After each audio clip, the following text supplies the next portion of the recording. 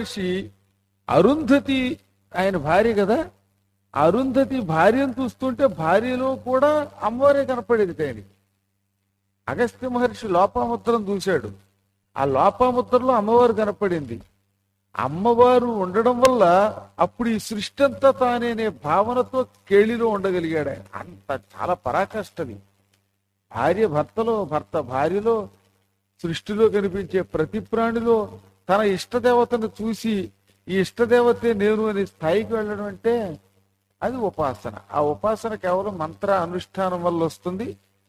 మంత్రానుష్ఠానం మన ఏం చేస్తుందంటే కొంతకాలానికి ఇక ప్రపంచంలో ఏ వ్యక్తి మనకి శత్రువు లేడు, వాణ్ణి కూడా మన ఉపాసన దేవతగా మార్చుకుని చూసే స్థితి కలగాలి అని హృదయానికి ప్రేరేపణ ఇస్తుంది. అందుకే కొంతకాలం పోయాక అప్పుడు మనకు క్రమంగా ఎవడి మీద కోపం ఉండదు. మొదట్లో అయితే దిక్కుమాలను పెరిగా నాకు అపకారం చేసావు నువ్వు చావాలి లేకపోతే నీ ఇల్లు కోలాలని తిట్టేవాళ్ళు కూడా రాను రాను రాను రాను అన్నీ పోతాయి. అలా పోతే వాడు బాగా అనుష్ఠానం చేశాడని అర్థం.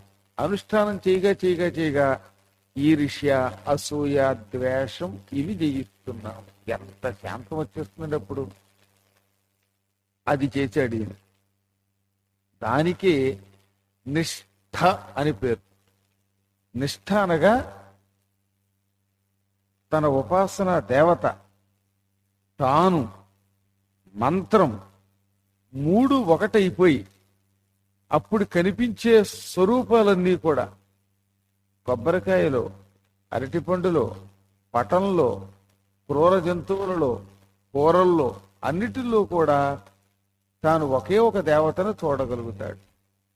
అది వచ్చింది ఈయనకి.